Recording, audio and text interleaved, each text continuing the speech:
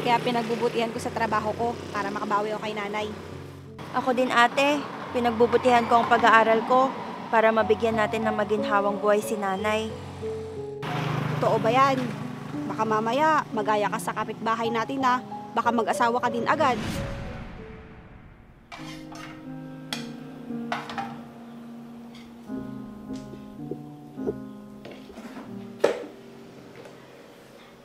Mag-aalas 6 na pala. Sigurado, gising na yung mga anak ko.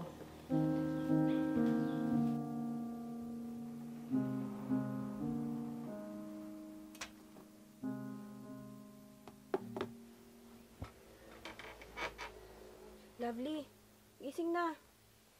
Bumangon ka na dyan para makapaganda na tayo ng almusal. Baka malate ka sa school. Sige po ate, susunod na lang po ako.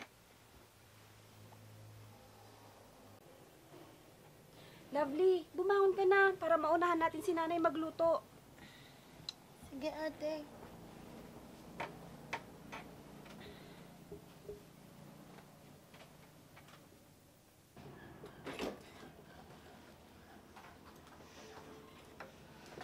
Ang bango naman nun.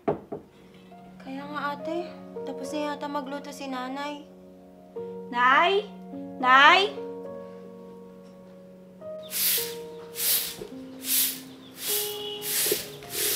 Nay, nandyan ka lang pala. Kanina ka pa po namin hinahanap ni ate. Oh, mga anak, gising na pala kayo. May niluto na akong umagahan. Kumain na lang kayo at tatapusin ko lang itong winawalisan ko. Nay, nakapagluto na po pala kayo. Magluluto pa lang po sana kami ni Lovely. Kaso, naunahan niyo po kami. Huwag na anak. Tungkulin ko yan bilang magulang nyo. Nasikasuhin kayo. Nay, maliit na bagay lang naman po yan. Tsaka ayaw rin po namin ni ate na napapagod ka. Oo nga naman, Nay. Kahit sa umaga ka lang po namin matulungan. Kayo talaga. Huwag nyo na ako intindihin. Mag-focus ka na lang sa trabaho mo, Emma, anak. At ikaw naman, Lovely, makapagtapos ka lang ng pag-aaral mo, anak. Masaya na ako. Opo, Nay. Pangako po, magtatapos po ako para po sa inyo ni ate. Kahit huwag na para sa akin, anak. Para sa sarili mo na lang. Pagsusumikapat kong makilabada, makatapos ka lang. Sabi ko naman kasi sa'yo, Nay. Ako na pong bahala sa inyo ni Lovely. Mag-retire na po kayo sa pakikipaglabada. Hayaan niyo pong bumawi ako sa inyo. Huwag nyo na ako intindihin. Libangan ko na lang yan tuwing wala kayo dito sa bahay. Dahil may pasok kayo. Pero Nay, mangako ka na pag nakapagtapos na ako, titigilan niyo na yan, ha? Tara na mga anak, kumain na tayo at baka mahuli pa kayo. Nay, mangako ka muna. Tara na sa loob at nang makakain na tayo.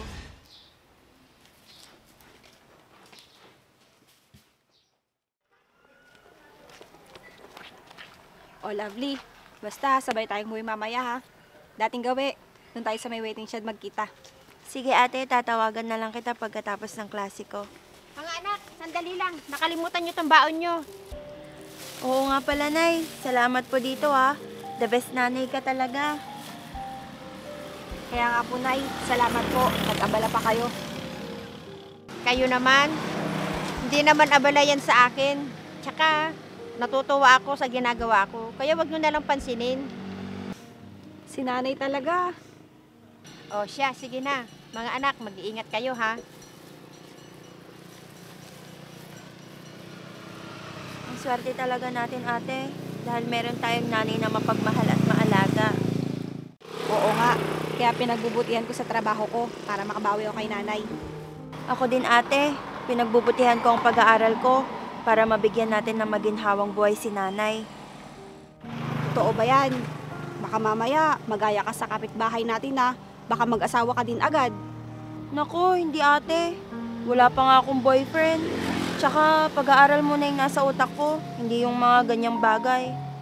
Asus, balita ko may maniligaw ka na. Si ate talaga. Halika na nga. O, ito na yung baon mo. Salamat. Ayan, may sasakyan na. Baka mahuli pa tayo. Sakto.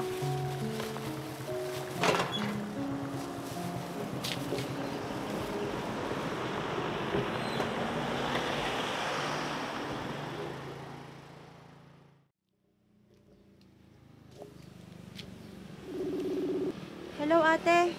Nasaan ka na? Nandito na ako. Saglit lang, Lovely. Palabas na rin ako niyan. Mag-out lang ako saglit. Sige, ate. Dito ako sa dati, ah. Okay, sige.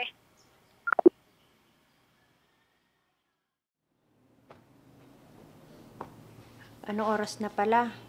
Baka parating na yung mga anak ko. Sakto, tapos na ako dito.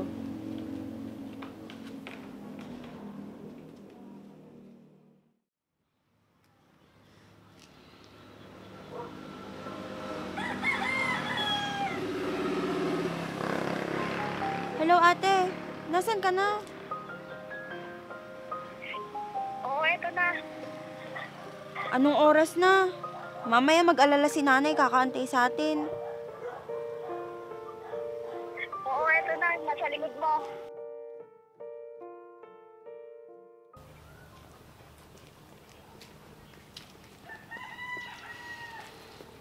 Pasensya ka na. Natagalan ako. Ang dami ko pa kasing ginawa sa opisina.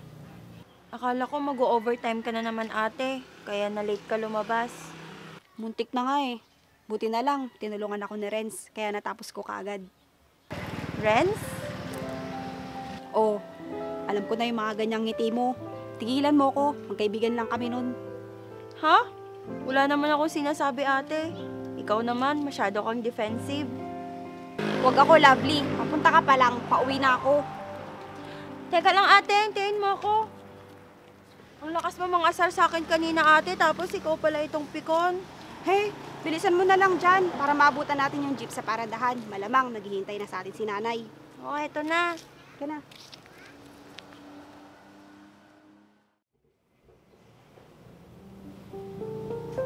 Oo, anak. Ba't ang aga mong nagising? Ang ate Emma mo, gising na din ba? Opo, Nay. Nagluluto na si ate sa kusina. Ha? Ang ate mo talaga, napakakulit. Okay lang po yun, Nay. Magpahinga na lang po kayo dyan. Linggo naman po ngayon. Wala po kami pasok ngayon ni ate. Oo nga pala, no? Kala ko Lunes na. Tignan nyo, Nay. Hindi nyo na alam yung araw sa sobrang pag-aasikaso nyo sa amin. Hindi naman, anak.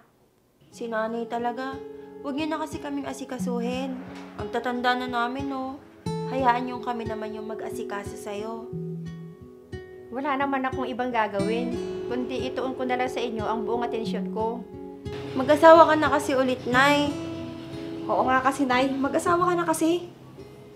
Sa tanda kong to, may magkakagusto pa ba sa akin? Oo naman, Nay. Age doesn't matter. Oo nga naman, Nay. Tsaka tignan mo, fresh na fresh ka pa, tsaka may asim pa. Kayo talaga, pinagtitripan nyo na naman ako. Hindi, Nay. Totoo ang sinasabi namin. Ah, totoo. Bakit hindi na lang kaya ikaw, anak? Kailan ka ba magpapakilala ng boyfriend mo sa akin? Nay naman. Ang lakas mo kasi mga sir, ate. Yan tuloy, binalik sa'yo ni nanay. Akala ko ba kakampi kita? Oo nga. Sabi ko nga, tatahimik na. Pero maiba ako, anak. Nasa wastong gulang ka na. At may magandang trabaho. Bakit di mo pa sagutin si Renz, anak? Naku, ate. Wala akong sinasabi kay nanay, ha? Wala talaga, promise.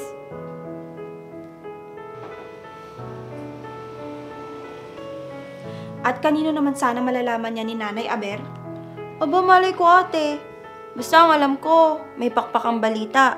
Baka lumipad papunta kay nanay. Di ba, Nay? Kayo talaga. Nay, halika na. Tara na kumain. Siguradong masarap yung luto ni Ate Emma. Mukhang inspired eh. Lovely!